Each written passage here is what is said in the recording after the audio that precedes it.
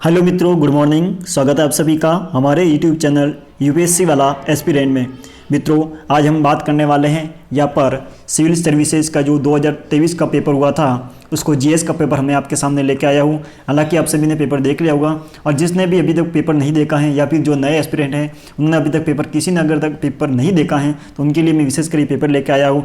उसमें आज ये बताने वाला हूँ कि मैं सॉल्यूशन तो डिटेल से नहीं बता सकता कितना, क्योंकि यूपीएससी ने अब की बार जो पेपर दिया है उसमें अगर जो रियल आंसर क्या है वो तो यूपीएससी का जब भी 1 साल बाद आंसर किया आएगी उसके बाद ही पता चलेगा। लेकिन अब मैं इतना बता सकता हूँ कि यूपीएससी ने किस प्रकार से अब की बार पेपर पूछा है, क्योंकि आपने सभी ने सुना है कि पेपर अब की बार काफ़ी टफ था। 2023 का पेपर आप उठा के देखोगे या फिर नहीं देखा है तो अभी मैं बताऊंगा कि किस प्रकार से जीएस में यहाँ पर प्रश्न पूछे गए हैं, किस प्रकार से एलिमिनेशन मेथड था उसको पूरी तरह से ख़त्म कर दिया, पूरी तरह से समाप्त कर दिया गया है। तो ये यूपीएससी की बहुत ही बड़ी एक साजिश थी, क्योंकि साजिश तो नहीं कह सकता हूँ मैं, क्योंकि अब यूपीएससी जो भी करा रहा है वो सही करवा रहा है। अब उनके हिसाब से वो कभी इसमें ना कुछ संशोधन हो सकता है ना कुछ अमेंडमेंट हो सकता है। जो पेपर दिया है उस पेपर को अटेंड करना ही पड़ेगा, और उसी में से हर बार स्टूडेंट सिलेक्शन लेते हैं, हर बार उनका सिलेक्शन होता है, हर बार टॉपर निकलते हैं। तो देखते हैं अब यूपीएससी ने किस प्रकार से जीएस में प्रश्न पूछा गया है। फिर उसके बाद में सीसेट के बारे में भी बात करेंगे। सीसेट का भी पेपर काफ़ी कठिन था। तो सबसे पहले मैं यहाँ पर जीएस का पेपर लेकर आया हूँ। तो जीएस का पेपर आप देख सकते हैं, आप सभी को मालूम है कि पहले तो मैं आपको थोड़ा सा डिटेल बता सकता हूँ। अगर आप नए एस्पिरेंट हैं तो यहाँ पर 200 नंबर का ये पेपर होता है और 2 घंटे में आपको यहाँ पर पूरा करना होता है। 2 घंटे में आपको पेपर पूरा करना होता है। ये पुस्तिका जो क्रमांक है वो ए हो जाएगा, ये सीरीज का पेपर है। ठीक है मित्रों, अभी मैं बताने वाला हूँ यहाँ पर पूरा डिटेल से। तो गाइस यहाँ पर जैसे दिख रहा होगा आपको, ये पेपर है। पेपर यहाँ हिंदी और इंग्लिश दोनों में दिया होता है। मैं सबसे पहले आपको पेपर का थोड़ा बहुत पैटर्न बता देता हूँ कि कौन से प्रश्न इजी थे, किस प्रकार प्रश्न पूछे गए। तो देख सकते हैं पहला प्रश्न यहाँ पर दे रखा है कि निम्नलिखित कथनों में से यहाँ पर प्रश्न आपको समझना है। यहाँ पर सॉल्व करने की डिटेल से यहाँ पर सॉल्व करने की कोशिश नहीं करना है, आपको सिर्फ पैटर्न समझना है कि यूपीएससी किस प्रकार से प्रश्न पूछ रही है, क्योंकि कभी पेपर रिपीट नहीं होने वाले, प्रश्न रिपीट नहीं होने वाले। लेकिन आपको इस पेपर से इतनी मतलब आपको सीख लेनी है कि आगे का जो प्रश्न पूछा जाएगा या फिर यूपीएससी किस प्रकार से हर साल पेपर का अपना जो पैटर्न है वो चेंज कर रही है, प्रश्न का जो पैटर्न है वो चेंज कर रही है। तो किस प्रकार प्रश्न पूछ रही है वो अपने देखना है। ठीक है, यहाँ पर सॉल्व करने से कोई फायदा नहीं। यहाँ पर आराम से घर बैठ के आंसर की जब आएगी तब सॉल्व करने से फायदा रहेगा, क्योंकि मैं यहाँ पर आंसर बताऊँ और यूपीएससी यहाँ पर आंसर बताएगी, इसमें रात दिन का फर्क रहेगा। ठीक है, क्योंकि रियल आंसर की होती है वो 1 साल बाद आती है, तो वो जब 1 साल बाद आएगी तब उसके बारे में डिटेल से हम बात करेंगे। लेकिन अभी मैं पेपर का पैटर्न बताने वाला हूँ कि पेपर ईजी था या किस प्रकार से प्रश्न यहाँ पर यूपीएससी पूछती है। तो मित्रों देख सकते हैं कि जो पहला प्रश्न यहाँ पर पूछा था कि झेलम नदी निम्न कथनों पर विचार कीजिए। झेलम नदी वुलर झील से होकर जाती है। कृष्णा नदी सीधे कोलेरू झील का भरण करती है। गंडक नदी के विसर्पण से कांवर झील निर्मित हुई है। और इस प्रकार से जब सबसे बड़ी बात तो मैं बता देता हूँ कि जो अब की बार जो पैटर्न चेंज किया है, सबसे बड़ी बात तो ये थी कि जो ये जो ऑप्शन है केवल 1, केवल 2, सभी 3 या कोई भी नहीं। इस प्रकार जो पैटर्न चेंज किया है उसमें आप थोड़ा सा दिमाग लगाओगे तो आपको जानकारी होगी कि इस प्रकार में पैटर्न में एलिमिनेशन नहीं लगता है।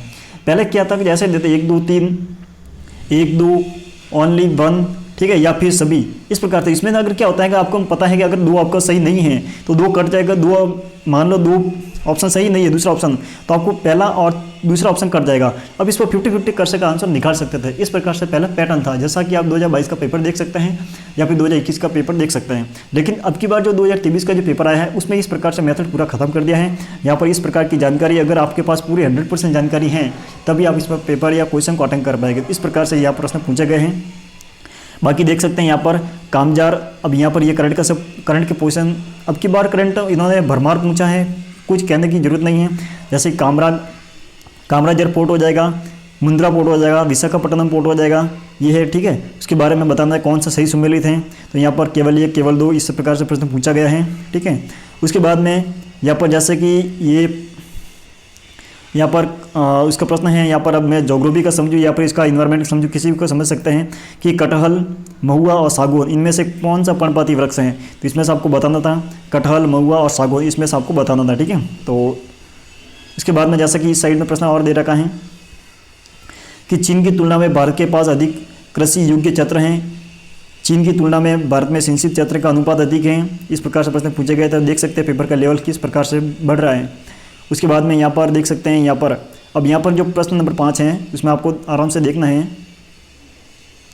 कि निम्नलिखित में से कौन सा एक समुद्र स्तर में पुनरावर्ती गिरावट का सर्वोत्तम उदाहरण है जिससे वर्तमान समय की सुविस्तृत कच्छ भूमि उत्पन्न हुई है। अब यहाँ पर देखना है कि कौन सा भितरकणिका है, मैंग्रोव, ठीक है, मरकनम लवण बेसिन है, नोपाडानुम है या फिर कच्छ कारण है। हालांकि आंसर यहाँ पर कच्छ का रण बता रहे हैं, तो देखते हैं अब यहाँ पर जो रियल आंसर की आएगी उसमें क्या दे रखा है। यहाँ पर भारत में कतिपय तटीय क्षेत्रों में यहाँ पर देख सकते हैं पेपर का लेवल किस प्रकार से या फैक्चुअल डेटा भी पूछा जा रहा है। अब यहाँ पर जब फैक्चुअल डाटा में प्रश्न आपको क्वेश्चन नंबर 6 आप देखोगे, यहाँ पर क्वेश्चन नंबर 6 जब ये फैक्चुअल डाटा है, ये यूपीएससी का पैटर्न नहीं है, ये जब स्टेट पीसीएस का वहाँ पर, क्योंकि जब इतना फैक्चुअल डाटा है कि इतना पढ़ के आप पागल हो जाओगे। इतना फैक्चुअल डाटा कभी पढ़ा नहीं जाता यूपीएससी में। जब पिछले आप 10 साल 15 साल के पेपर उठा के देखोगे तो कभी इतना फैक्चुअल डाटा नहीं पूछा जितना अब की बार पूछा उन्होंने। अब ऐसे जब पेपर की तैयारी करने बैठोगे तो जब ये सब पीसीएस लेवल का होता है, उन्होंने क्या कर दिया पीसीएस लेवल का भी इसकी बार इतना फैक्चुअल डाटा पूछा है कि मत पूछो आप कितना, मतलब जब पेपर देखोगे आप पूरा तब सब आपको मालूम हो जाएगा। ठीक है, इस प्रकार इसमें भी पूछा देख सकते हैं यहाँ पर कि 327 कोबाल्ट का विद्युत मोटर वाले वाहनों की बैटरी के लिए आवश्यक धातु कौन से देश से उत्पादित किया जाता है, ये अब बताना है। ठीक है, उसके बाद में जब पेपर हिंदी इंग्लिश दोनों में आता है। ठीक है, तो इंग्लिश वाले इंग्लिश में देख सकते हैं आप। लेकिन देखो यहाँ पर वापस पूछ लिया उन्होंने कि निम्नलिखित में से कौन सा एक कांगो बेसिन का भाग है। अब यहाँ पर वापस फैक्चुअल डाटा पूछ लिया है। ये फैक्चुअल कह सकते हैं, करंट का भी कह सकते हैं, काफ़ी यहाँ पर जैसे ये कैमरून, नाइजीरिया, दक्षिण सूडान, युगांडा। ठीक है, अगर यहाँ पर आप वर्ल्ड मैपिंग की आपको पूरी जानकारी है तभी ये प्रश्न अटेंड कर सकते हैं। अगर वर्ल्ड मैपिंग आपको करनी है तो सुदर्शन गुर्जर सर हैं जो यूट्यूब पर फ्री क्लासेज हैं और अनअकैडमी पर भी फ्री क्लासेज, वहाँ से आप देख सकते हैं, बहुत ही अच्छा पढ़ाते हैं और यूट्यूब पर भी बहुत अच्छी क्लास है उनकी। तो वर्ल्ड मैपिंग आपको पूरा ही क्लियर हो जाएगा, वहाँ से आप अच्छे खासे वर्ल्ड मैपिंग को क्लियर कर सकते हैं। ठीक है, इस प्रकार से यहाँ पर प्रश्न पूछे गए हैं। अब जैसे मैं इजी प्रश्न पूछूंगा, इजी प्रश्न तो इजी तो मैं कौन सा बताऊँ, जैसे मैं यहाँ पर इतने प्रश्न के बाद मैं इजी प्रश्न ढूंढूंगा तो बहुत आपको बता दूंगा कि ये इजी है, ये तो मुझे कोई इजी नहीं लगा। यहाँ पर ये सबके लिए कठिन पेपर था। अब यहाँ पर इजी तो मैं बता सकता हूँ कि जैसे देख सकते हैं यहाँ पर बहुत ही, अब यहाँ पर देख सकते हैं ये वाला है। अब निम्नलिखित प्राणी जात पर विचार कीजिए। सिंह भूमि पच क्वेश्चन नंबर 14 यहाँ पर बात कीजिए कि क्वेश्चन ये भी इजी नहीं था। सीधे कौन सा प्राणी जात विचार कीजिए, यहाँ पर ये बताना है आमतौर पर रात्रि चर होता है या सूर्यास्त के बाद अधिक सक्रिय होता है। सिंह भूमि, सिंह, पुच्ची, मकाक, मालाबार सिलेट, सांबर, हिरण, ये बताना था आपको। ठीक है, तो इसमें से कौन सा सही है वो तो आप ही जानते हैं। अगर पढ़ा है तो आप बता देंगे, नहीं पढ़ा है तो आपको फिर ऊपर से जाने वाला है। इसमें से 2 ऑप्शन सही हो जाए, केवल 2 है। केवल 2 कौन से हैं, सिंह भूमि को यहाँ पर कटा दे, सॉरी मालाबार सिलेट को यहाँ हटा देंगे तो सांबर यार ये 2 हो जाएगा जो रात्रि के लिए सही हो जाएगा। ठीक है, अगर आपने पढ़ा है तो आप प्रश्न सही कर सकते हैं। उसके बाद में यहाँ पर देख सकते हैं कि ये प्रश्न था कि अब यहाँ पर प्रश्न बता देता हूँ मैं। यहाँ पर क्वेश्चन नंबर 15, कौन सा जीव है जो अपने सगे संबंधियों को अपने खाद्य के स्रोत की दिशा और दूरी अंकित करने के लिए दोलन नृत्य यानी वेंगल डांस करता है। तो वेंगल डांस किसके लिए, तितली हो गया, व्यांग पतंग जिसे ड्रैगन फ्लाई कहते हैं, मधुमक्खी हो गया या बर। तो इसमें आंसर मधुमक्खी हो जाएगा। क्वेश्चन नंबर ऑप्शन सी यहाँ पर सही हो जाएगा। ठीक है, मधुमक्खी होती है जो अपने जो खाना होता है, खाद्य के स्रोत की दिशा और इंगित, खाद्य होता है खाना होता है, खाद्य को स्रोत की जो दिशा होता है उसको इंगित करता है। जब एक मक्खी जाती है उसके पीछे पीछे सभी मधुमक्खी उसको क्या होता है, उसके पीछे पीछे जाती है, उसको खाना दिखाने के बताते हैं। इस प्रकार से यहाँ पर प्रश्न पूछा गया है यूपीएससी में। अब देख सकते हैं पेपर का पैटर्न कितना चेंज कर दिया है उन्होंने। हर बार जो पेपर पूछते हैं उससे काफ़ी कठिन पेपर पूछा है। ठीक है, अब यहाँ पर मैं बताऊँ और मतलब पेपर काफ़ी देखो यहाँ पर फैक्चुअल डाटा देखो आप, फैक्चुअल डाटा कितना पूछा है ये तो देखो आप। हर प्रश्न मतलब पेपर में हर एक पन्ने पर कम से कम 2 से 3 क्वेश्चन हैं जो फैक्चुअल डाटा पूछा उन्होंने। यहाँ पर देख सकते किसी वृक्ष की लकड़ी के लट्टे में बने छिद्र कीटों की खुरचने के लिए लकड़ी का औजार बनाता है, यानी क्वेश्चन नंबर 19। तो यहाँ पर मत्स्य मार्जर, फिशिंग कैट कहते हैं जिसे, औरंगटेन कहते हैं, उदबिलाव कहते हैं, सलाउथ बियर कहता है। इसमें कौन सा होगा वो आपको आंसर बताना है। ठीक है, इस प्रकार से यहाँ पर प्रश्न पूछा गया है। काफ़ी यहाँ पर प्रश्न पूछे गए, देख सकते हैं बहुत सारे फैक्चुअल डाटा पूछे गए हैं। और इजी क्वेश्चन तो मैं यहाँ पर मुश्किल से आपको अगर 1-2 क्वेश्चन देखो मिल सकते हैं इजी। एक वो था यहाँ पर उसका, एक तो ये भी इजी था, मतलब कट ज़्यादा टफ तो नहीं कहूँगा लेकिन इसमें इजी था कि अगर बैंक में निम्नलिखित में से किस एक गतिविधि को बंदीकरण यानी स्टेरिलाइजेशन, हिंदी में बंदीकरण आपको समझ में नहीं आएगा, इंग्लिश में आप स्टेरिलाइजेशन पढ़ा है तो आपको यह वर्ड समझ में आ जाएगा। ओपन मार्केट ऑपरेशन को, ओपन मार्केट ऑपरेशन यानी कि खुला बाजार की जो कार्रवाई है उसको कहा जाता है। ठीक है, तो प्रश्न आ जाएगा समझ में, तो ये थोड़ा इजी लग रहा था मुझे।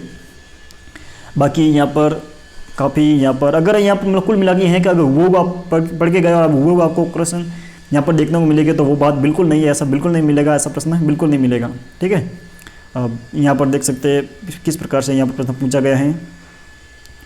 1-2 क्वेश्चन था मॉडर्न, और यहाँ पर पेपर का जो पैटर्न था वो भी बहुत काफ़ी चेंज किया है, क्योंकि मॉडर्न के जो आधुनिक भारत के जो प्रश्न पूछना था वो बहुत कम पूछे उन्होंने, 1-2 क्वेश्चन पूछे हैं। अब यहाँ पर पॉलिटी के लिए थोड़ा सा ये प्रश्न इजी मैं कह सकता हूँ। ठीक है, कि भारत में निम्नलिखित में से किस संविधान संशोधन के लिए व्यापक रूप से यह माना गया है कि उसे मूल अधिकारों की न्यायिक व्याख्या को अधिभूत करने के लिए अधिनियमित किया गया है। तो यहाँ पर प्रश्न आपको थोड़ा सा दिमाग लगाओगे तो जब 42वां 44वां 86वां संविधान संशोधन देखोगे तो उनके बारे में आपको जानकारी है, तो इसमें तो यही नहीं है। यहाँ पर जब न्यायिक व्याख्या की बात की है, ठीक है, जुडिशियल रिव्यू की, तो यहाँ पर पहला संशोधन हुआ था जब 1952 में, तो वो आपको यहाँ पर सही हो जाएगा। तो यहाँ पर एक प्रश्न कह सकता हूँ कि थोड़ा दिमाग लगाओ सही हो जाएगा, ठीक है, इतना कोई इसमें खास सोचने वाली बात नहीं थी, ठीक है। और इस प्रश्न को भी देखो कि थोड़ा इजी था, पॉलिटी के प्रश्न काफ़ी मतलब इजी थे, इतने खास नहीं थे। फिर पॉलिटी के वैसे प्रश्न कम पूछे गए थे, लेकिन थोड़ा बहुत पेपर पॉलिटी के अगर पर्सपेक्टिव से देखें तो काफ़ी मतलब ठीक ठाक था पेपर पॉलिटी के हिसाब से, ऑनली फॉर पॉलिटी के। लेकिन सिर्फ पॉलिटी पढ़ के जाने से पेपर यहाँ पर सिलेक्शन नहीं हो सकता है, कट ऑफ पार नहीं हो सकती, ये आप भी जानते हैं, मैं भी जानता हूँ और सभी जानते हैं, ठीक है, क्योंकि सभी सब्जेक्ट को एक साथ लेकर चलना पड़ता है। तो यहाँ पर ये पूछा जाता है कौन सा संगठन है जो संवैधानिक निकाय है, कॉन्स्टिट्यूशन बॉडी है। तो आपको इसमें से सीधा सा आपको पता है कि जब राष्ट्रीय पिछड़ा वर्ग आयोग हैं वो एक ये संवैधानिक निकाय है, बाकी सभी है वो नहीं है, क्योंकि आप लक्ष्मीकांत में दे रखा है यहाँ पर खुला, तो ये प्रश्न यहाँ थोड़ा सही मान सकते हैं, ठीक है। तो यहाँ पर केवल एक युग्म सही हो जाएगा आपका, ठीक है। तो इस प्रकार से पूछा है। अब देखिए यहाँ पर राष्ट्रपति का प्रश्न, कैसे प्रश्न उन्होंने घुमाए हैं राष्ट्रपति चुनाव को लेकर। अब क्या बताऊँ मैं आपको, मतलब कुछ बताने लायक नहीं है, प्रश्न इस प्रकार से पूछता हूँ मैं आपको बताऊँगा मैं आगे थोड़ा। यहाँ पर राष्ट्रपति के बारे में पूछा, लोक विधेयक, धन विधेयक के बारे में प्रश्न पूछा था, सामुदायिक रिजर्व है यानी कि जो कम्युनिटी रिजर्व है वहाँ पर प्रश्न पूछा था। मैं आपको टॉपिक बता देता हूँ कि कहाँ किस पे प्रश्न पूछा गया है, ठीक है।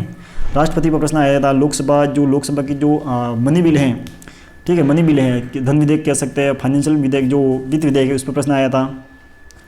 अब यहाँ पर एक प्रश्न पूछा गया था जैसे कि धान्य कटक जो महासंघिकों के, क्वेश्चन नंबर 41, कि जो धान्य कटक जो महासंघिकों के अधीन एक प्रमुख बौद्ध केंद्र के रूप में समृद्ध हुआ है, निम्नलिखित में से किस एक क्षेत्र में अवस्थित है, ठीक है, इसका आंसर देना। तो यहाँ पर आंध्र यहाँ पर आंसर आ रहा है, क्योंकि मेरा भी यहाँ पर मतलब अब आंसर क्या आएगी वो पता चलेगा, लेकिन आंध्र यहाँ पर आंसर सही है। ये सब लगभग प्रश्न थे। अब यहाँ पर एंशिएंट के भी प्रश्न आ चुके हैं, ठीक है। तो यहाँ पर देख सकते कोरकई, ये प्रश्न थोड़ा रिपीट का सर लग रहा है, क्योंकि प्रश्न रिपीट इसलिए लग रहा है क्योंकि जब प्रश्न काफ़ी 1-2 साल पहले की बात करूँ, 2-3 साल पहले की, तो यहाँ पर प्रश्न ये पूछा गया था कोरकई क्या है।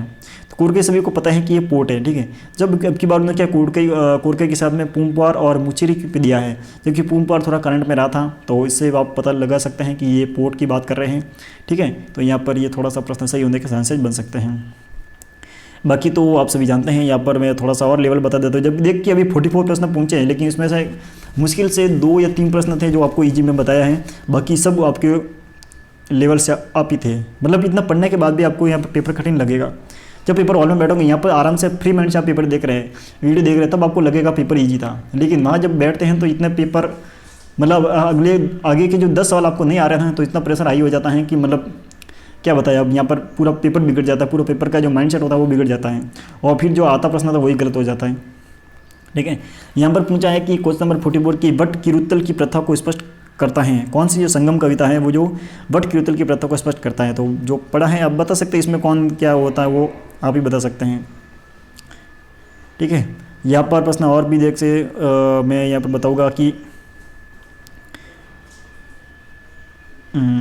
यहाँ पर कि मध्यकालीन गुजरात में क्वेश्चन नंबर 49, मध्यकालीन गुजरात में इनमें से किस एक शासक ने दीव को पुर्तगालियों के सुपुर्द कर दिया गया था। तो यहाँ पर बहादुर शाह सही हो जाएगा यहाँ पर, ठीक है। क्वेश्चन नंबर 49 यहाँ पर क्या हो जाएगा आपका, बहादुर शाह सही हो जाएगा। तो ये फैक्चुअल डाटा सब मैं बोला ना, फैक्चुअल डाटा बहुत ज़्यादा पूछा गया है। ये प्रश्न थोड़ा सा ईजी लगा था मुझे कि कौन सा एक्ट था जिसमें बंगाल के गवर्नर जनरल को भारत के गवर्नर जनरल के रूप में अभिगृहित कर दिया गया था। तो ये सबसे ईजी प्रश्न था। आप सभी जानते हैं कि 1833 का जो चार्टर एक्ट था उसमें क्या करता था, बंगाल के गवर्नर को भारत के गवर्नर जनरल के रूप में अधिगृहित कर दिया गया था। बाकी यहाँ पर देख रहे हैं आप कितना मतलब पेपर का पैटर्न किस प्रकार से टफ होता जा रहा है, ठीक है।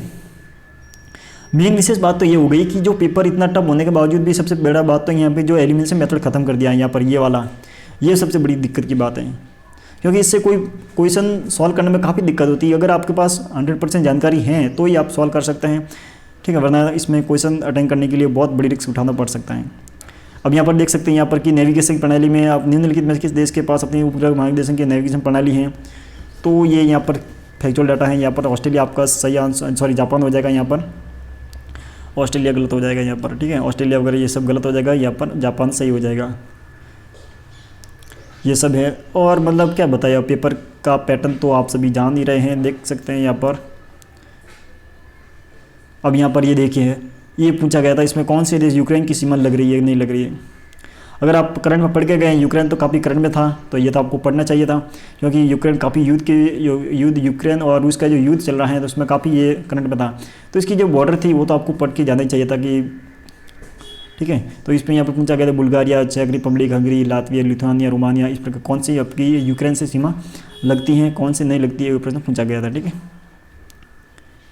ग्रीन हाइड्रोजन के बारे में प्रश्न पूछा गया था। ठीक है। उसके बाद में यहाँ पर पूछा गया था कि जो भूकंप के बारे में पूछा गया था, गैस तरंग और पी तरंग के बारे में पूछा गया था।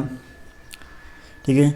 क्योंकि भूकंप के लिए इसलिए पूछा गया था कि अब की बार तुर्की में वगैरह जो भूकंप आया था उसके लिए, तो प्रश्न तुर्की से नहीं पूछा है, प्रश्न ये पूछा कि भूकंप के बारे में जानकारी पूछा, उनके बारे में पूछा है। ठीक है। तो ये समझ सकते हैं कि पेपर का किस प्रकार से पैटर्न रहा है। जो जानकारी आ रही है, जो घटनाएं घटित हो रही हैं, उसकी जगह के बारे में बहुत कम पूछा जा रहा है, लेकिन उसकी जो घटना है, जैसे कि भूकंप के बारे में, तो भूकंप के बारे में इन्फॉर्मेशन पूछी जा रही है ना, कि भूकंप जैसे तुर्की में आया तो वहाँ पर क्या हुआ, कितने लोग मरे, क्या हुआ, क्या, उससे कोई फर्क नहीं पड़ रहा है। वो भूकंप के बारे में आपको जानकारी होनी चाहिए, एस तरंग, पी तरंग है, उसके बारे में आपको जानकारी होनी चाहिए। इस प्रकार से पेपर को पैटर्न समझना है आपको कि यूपीएससी किस टाइप से आपको प्रश्न पूछने की कोशिश कर रहे हैं। तो अगर आपको अगले वापस एक साल में अगर जो घटना घटित होती है तो उसके बारे में आपको कैसे पढ़ना है, आपको जानकारी कैसे इकट्ठा करनी है, वो आपको पढ़ना है यहाँ पर। ठीक है। बाकी अब जो 2024 का पेपर कैसा होगा तो वो तो अभी वापस देखते पेपर होने के बाद ही पता चलेगा, लेकिन अपनी जो तैयारी है वो प्री प्लानिंग पहले अच्छी तरह से होनी चाहिए। ठीक है। ये देख सकते हैं पेपर, बाकी पूरा पेपर है, मैं आपको यहाँ पर भेज दूंगा टेलीग्राम पर, आराम से देख लेना। अब यहाँ पर कुछ ऐसा वर्ड भी दे रखा है जैसे कि बीटा क्या है। अब यहाँ पर प्रश्न पूछा है कि बीटा क्या है, बीटा किससे संबंधित है। तो बीटा अगर थोड़ा बहुत आपको दिमाग लगाओगे तो बीटा यहाँ पर एक संख्यात्मक जो मान होता है उनके जो स्टॉक मार्केट से रिलेटेड है। ठीक है, बीटा। ठीक है, तो जानकारी है तो अच्छी बात नहीं है तो फिर इस प्रश्न को स्किप करना पड़ेगा। इस प्रकार से ऐसे प्रश्न पूछे गए। अब माइक्रो सैटेलाइट डीएनए क्या है वो भी जैसे 70% क्वेश्चन नंबर 70 पूछा गया है कि माइक्रो सैटेलाइट डीएनए क्या किस प्रकार से मामले में प्रयोग किया जाता है, वो भी आपको यहाँ पर बताना पड़ेगा। फिर यहाँ पर देख सकते हैं कि क्वेश्चन नंबर यहाँ पर थोड़ा सा और बताओगे, ये काफ़ी मतलब देख रहे पेपर करंट से काफ़ी प्रश्न पूछे गए थे। और अगर मैं इसकी बात करूँ किसकी, ज्योग्राफी की, तो ज्योग्राफी से काफ़ी प्रश्न पूछे गए थे। आईआर की बात करूँ तो आईआर से भी काफ़ी प्रश्न पूछे गए थे। ठीक है,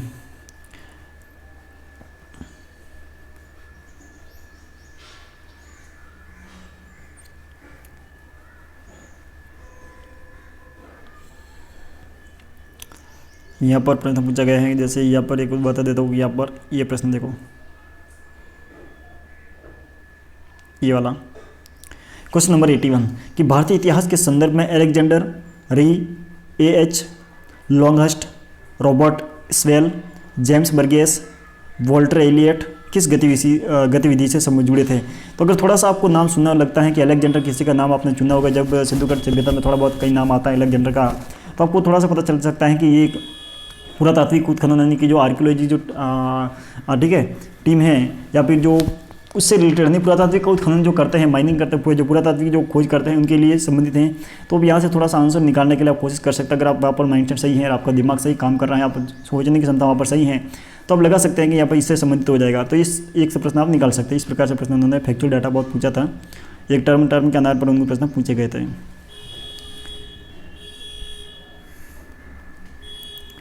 और तो यहाँ पर देख सकते हैं,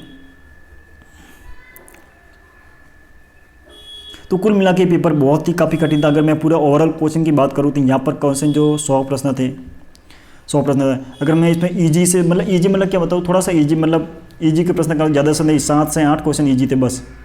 बाकी 80% जो पेपर था वो था एक टफ पेपर था जो आप सभी को देख रहे हैं। सेकंड खास बात ये थी कि इसमें जो एलिमिनेशन मेथड था, उसका एलिमिनेशन मेथड को उन्होंने क्या कर दिया, खत्म कर दिया पूरा। तो एलिमिनेशन मेथड को यहाँ पर पूरी खत्म कर दिया, एलिमिनेशन जो मेथड था उसको उन्होंने पूरा खत्म कर दिया है। तो अभी आपको आगे क्या ध्यान रखना, आगे यही ध्यान रखना है कि अगर जब भी आप पेपर पढ़ो, जब कोई भी आप किसी टॉपिक को पढ़ोगे तो पूरी जानकारी के साथ पढ़ना है, और कौन सी जो चीज़ें हैं, कौन सी जो घटना है जो करंट में रही है उसके बारे में पूरी जानकारी पढ़ना है। किस प्रकार पढ़ना है, फैक्चुअल डाटा अभी देख सकते हैं, फैक्चुअल डाटा कुछ पूछ रहे हैं, कुछ नहीं भी पूछ रहे हैं, लेकिन जो घटनाएं हो रही है उसके बारे में जानकारी होनी जरूरी है। एक बार आंखों देखा होना जरूरी है, क्योंकि प्रश्न यहाँ पर किसी से कहीं भी बन सकता है। मान लो अगली बार करंट से वहाँ पर एक भी प्रश्न न पूछें तो कोई भरोसा नहीं है, अगर पूछ भी ले कोई भरोसा नहीं है, आपको पढ़ना पड़ेगा। और जिस प्रकार से पेपर का पैटर्न चेंज हुआ है तो उसके अनुसार अपने पढ़ने की जो रणनीति है वो भी थोड़ा चेंज करना पड़ेगा, ठीक है। तो आई होप आपको जीएस में पेपर आपको देख लिए होंगे, क्वेश्चन आपको समझ में आ गया होगा किस प्रकार से यूपीएससी अपना पैटर्न चेंज कर रही है, ठीक है। तो उस इसके हिसाब से आपको पढ़ना पड़ेगा। अगर आपको ये पेपर चाहिए तो मैं पेपर आपको भेज दूंगा हमारे टेलीग्राम ग्रुप पर, यूपीएससी वाला एस्पिरेंट करके आप सर्च करोगे तो मिल जाएगा, ठीक है। तो वहाँ पर आपको मिल जाएगा ये पेपर। तो कुल मिला के ये है कि अगर आप नए एस्पिरेंट हैं, अगर तैयारी कर रहे हैं तो मुझे एक बार कमेंट कीजिए कौन कौन सा नए एस्पिरेंट है और किन अभी अब की बार पेपर दिया था, वो एक बार कमेंट करके ज़रूर बताइए, ताकि मुझे भी पता चले कि किसने यहाँ पर पेपर दिया था और किनका अपना ओवरऑल जो स्कोर कितना हो रहा है, जीएस का स्कोर कितना आ रहा है वो आपको जरूर एक बार कमेंट में बताइए कि मेरा इतना स्कोर बैठ रहा है। और वैसे रिजल्ट आने वाला, बहुत जल्दी रिजल्ट आ जाएगा, ठीक है मित्रों। आई होप आपको जानकारी अच्छी लगी है तो वीडियो को ज़्यादा से ज़्यादा शेयर करें, और किसी भी यूपीएससी रिलेटेड कोई भी जानकारी पानी है तो हमारे चैनल से जुड़े रहें। थैंक यू मित्रों, जय हिंद, जय भारत।